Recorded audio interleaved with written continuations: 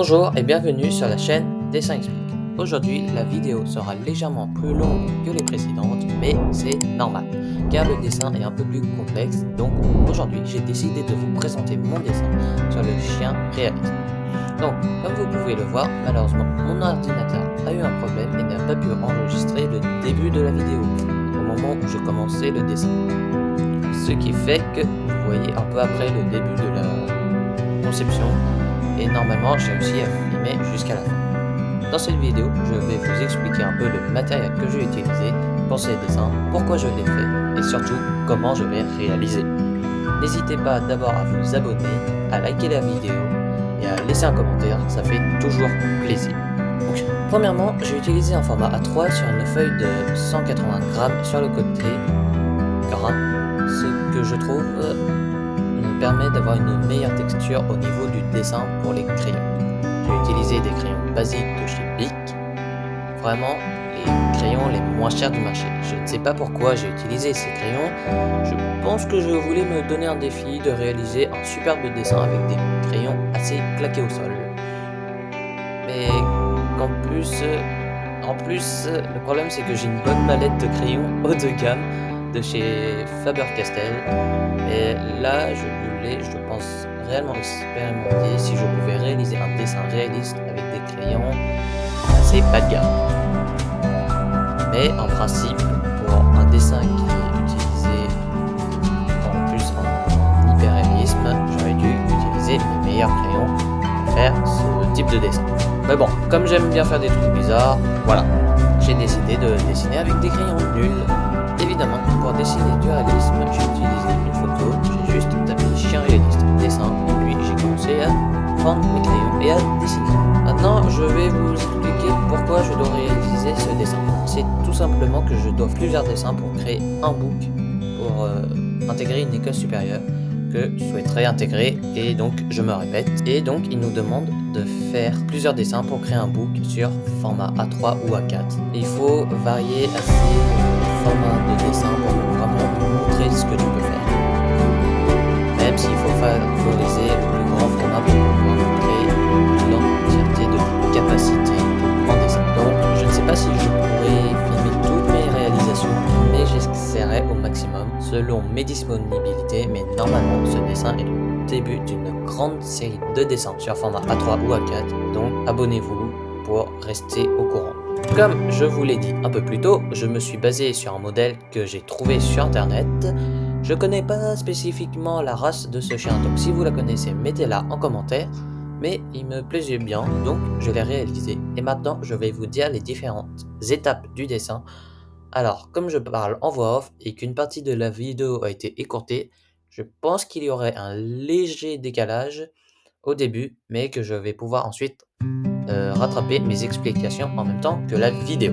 Tout d'abord, pour le dessin que je fais actuellement, enfin que j'ai fait auparavant et que j'explique en voix off, je l'ai fait au crayon de bois HB, donc c'est le crayon de bois classique qu'on peut retrouver sur toutes les grandes surfaces, Leclerc, Intermarché par exemple. C'est le crayon médium, car comme je l'ai expliqué dans d'autres vidéos, les H et les B, selon leur numéro, sera plus gras ou plus sec.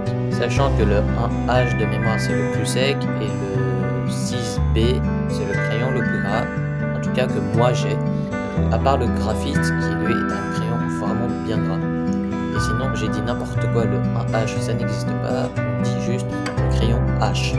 Dans ce dessin je n'ai pas du tout utilisé les supports, je n'ai même pas décalqué parce que je devais remplir toute la page A3. Donc je n'ai pas pu la faire avec une table lumineuse, ce que j'aurais dû faire parce qu'à la fin de mon dessin, j'ai remarqué qu'il avait une certaine asymétrie, mais c'est qu'une impression, et en plus c'est quand on retourne la feuille au verso. Donc la petite astuce, quand on retourne la feuille des dessins, donc quand tu regardes au travers de la feuille, tu vois mieux les erreurs que tu as faites lors du tracé, surtout quand tu fais un visage. Bon, avec le chien, c'est pas trop embêtant parce qu'il avait un peu la tête penchée.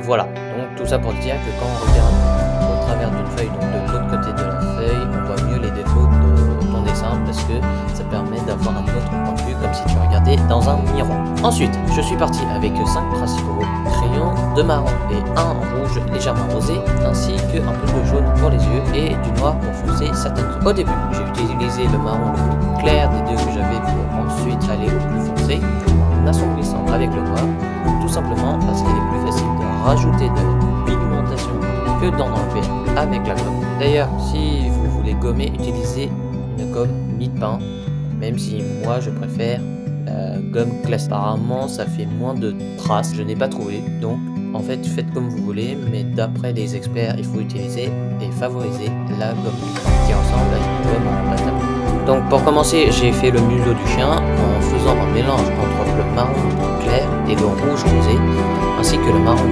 foncé pour faire la truffe. J'ai laissé 2 zones blanches pour faire le reflet quant à la texture écailleuse du museau. J'ai tout simplement laissé le grain du pavé faire le... Comme la photo que j'ai prise en tant que référence est assez claire, je ne pouvais pas me permettre de foncer le dessin, sinon les valeurs auraient été totalement faussées. Comme vous pouvez le voir sur le dessin et au cours de la vidéo, j'ai alterné entre le marron, le rouge et le crayon noir sans jamais faire des aplats. Il faut faire des petits à-coups, sinon on risque d'aplatir le dessin sans donner de volume réel, ce qui est bien dommage quand on fait du réalisme.